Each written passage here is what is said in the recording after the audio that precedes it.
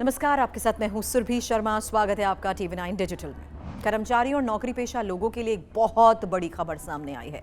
EPFO यानी कर्मचारी भविष्य निधि संगठन पेंशन सिस्टम में सबसे बड़ा बदलाव करने की तैयारी में है। अगर ये प्रस्ताव लागू होता है तो देश के 1 करोड़ से ज्यादा कर्मचारी पेंशन की नई सीमा के दायरे में आ जाएंगे।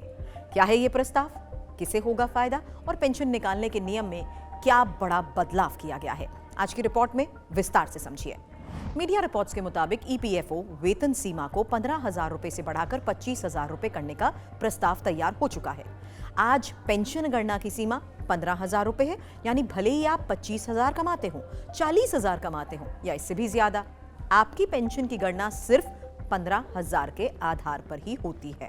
अब प्रस्ताव यह है कि इस सीमा को 25,000 रुपए कर दिया जाए और अगर ऐसा हुआ तो पेंशन का बेस बढ़ेगा, भविष्य में मिलने वाली पेंशन राशि भी बढ़ जाएगी और सबसे अहम, 1 करोड़ से ज्यादा कर्मचारियों को EPS का सीधा फायदा मिलेगा। वैसे ध्यान देने वाली बात तो यह है कि ये सीमा साल 2014 में 6,500 से बढ़ाकर 15,000 की गई थी और उसके बाद पूरे 11 साल तक इसमें कोई बदलाव नहीं हुआ। मुंबई में एक बिजनेस इवेंट के दौरान ही वित्तीय सेवा विभाग के सचिव M नागराजू ने इस पर चिंता जताई। उन्होंने कहा कि यह दुख की बात है कि 15,000 से थोड़ा ज्यादा कमाने वाले भी पेंशन के दायरे से बाहर हो जाते हैं। बाद में बुजुर्ग होने पर बच्चों पर निर्भर होना पड़ता है। उन्होंने साफ कहा कि पुराने नियम आज के भारत की आय से मेल ही नहीं खाते, इसलिए इसे बदलना बहुत जरूरी है। अभी के नियम के मुताबिक जिनकी बेसिक प्लस DA 15,000 रुपए या उससे कम है, उन्हीं को EPS में अनिवार्य रूप से शामिल किया जाता है। थोड़ा भी ज्यादा वेतन होने पर कंपनी चाहे तो कर्मचारी को EPS में शामिल ना करे और किसी तरह का दबाव भी नहीं होता।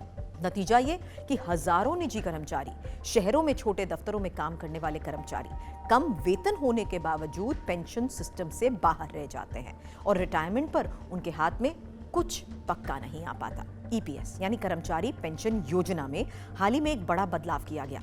पहले क्या होता था, नौकरी छोड़ते ही 2 महीने बाद EPS की पेंशन राशि निकाल सकते थे, लेकिन अब नियम बदल गया है। अब कर्मचारी को पेंशन राशि तभी मिल सकती है जब वो 36 महीने यानी पूरे 3 साल तक बेरोजगार रहे। इसका मकसद क्या है? बार बार होने वाली निकासी रोकना, लोगों को EPS में लंबे समय तक जुड़ने देना और अंत में उन्हें लाइफ टाइम पेंशन सुनिश्चित करना। यानी अब EPS को एक सेविंग अकाउंट की तरह नहीं, एक लाइफ टाइम पेंशन सुरक्षा की तरह देखा जाएगा। सरकार एक और मुद्दे पर काम कर रही है, न्यूनतम पेंशन 1,000 रुपए की सीमा की समीक्षा। ये सीमा पिछले 11 साल से एक ही जगह पर अटकी हुई है और संसदीय समिति ने इसे बढ़ाने की अब सिफारिश की है। महंगाई बढ़ रही है, खर्च बढ़ रहा है, ऐसे में ये बढ़ोतरी बहुत जरूरी है। संभावना है कि जल्दी सरकार इस पर फैसला ले सकती है। अगर सैलरी लिमिट 25,000 हो जाती है तो मिडिल क्लास नौकरी पेशा कर्मचारी, निजी कंपनियों में काम करने वाले स्टाफ, छोटे और मध्यम उद्योगों के कर्मचारी और 2014 के बाद ज्वाइन करने वाले करोड़ों युवा, सभी के लिए पेंशन का आधार मजबूत होगा। वैसे लंबे समय में मिलने वाली पेंशन की रकम में खास सुधार देखने को मिलेगा। तो EPFO के इस बड़े बदलाव से क्या आपकी भी पेंशन बढ़ेगी? ये एक बड़ा सवाल है। क्या ये फायदा जल्द आने वाला है और EPS को और कैसे बेहतर बनाया जा सकता है? आप अपनी राय नीचे कमेंट में जरूर लिखिएगा। अगर वीडियो अच्छा लगा हो तो लाइक करें, शेयर करें और सब्सक्राइब करना ना भूलें।